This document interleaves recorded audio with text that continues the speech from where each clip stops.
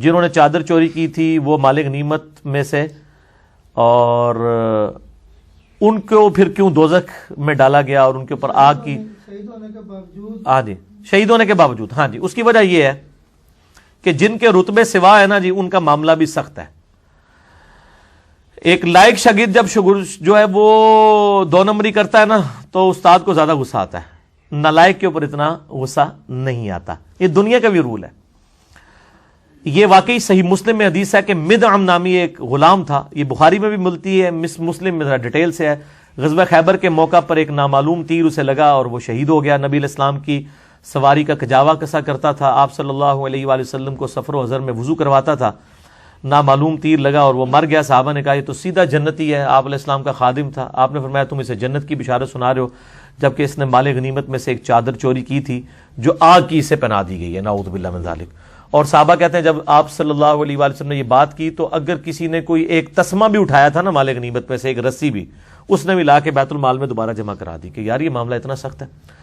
جن کے اوپر حق زیادہ واضح کیا جاتا ہے نا ان کے اوپر پھر معاملات بھی زیادہ سخت ہو جاتے ہیں۔ اسی لیے آپ دیکھیں کہ قرآن حکیم میں آیا ہے نبی کی بیویوں تم عام عورتوں کی طرح نہیں ہو، اگر تم نے بے حیائی کی تو تمہیں دگنا عذاب دیا جائے گا۔ آپ کہیں جی نبی کی بیوی کو دگنا کیوں؟ اس لیے کہ ان کا مرتبہ بھی زیادہ ہے۔ اسی طریقے سے اگر ایک شخص نے نبی علیہ السلام کی صحبت کی ہے اس کے باوجود وہ اس قسم کی ہیرا پھیریاں کر رہا ہے تو اس کے اوپر پھر اللہ تعالیٰ کا معاملہ سخت ہے۔ ایک تو یہ جواب ہو سکتا ہے، دوسرا یہ بھی ہو سکتا ہے کہ وہ ظاہری طور پر ایمان والا ہو، اندر سے اس نے ایمان نہ لایا ہو، لیکن یہ بعید ہے، اس پہ میں فٹ نہیں کرتا، لیکن الگ سے ایک واقعہ موجود ہے۔ بخاری اور مسلم دونوں میں حدیث موجود ہے کہ ایک شخص کے بارے میں جو جہاد میں قتال میں بڑی بہادری کے جوہر دکھا رہا تھا، آپ صلی اللہ علیہ وآلہ وسلم فرمایا یہ دوست کی ہے۔ صحابہ کرام ایک صحابی کہتے ہیں وہ تو اتنی بہادری دکھا رہا تھا، میرے دل میں وسوسہ آیا یہ دوست کی کیسے ہو سکتا ہے؟ میں اس کے پیچھے ہو لیا، اینڈ پہ میں نے دیکھا کہ اس بندے نے زخموں کی تاب نہ لا کر خودکشی کی اور اپنے آپ کو ہلاک کر لیا۔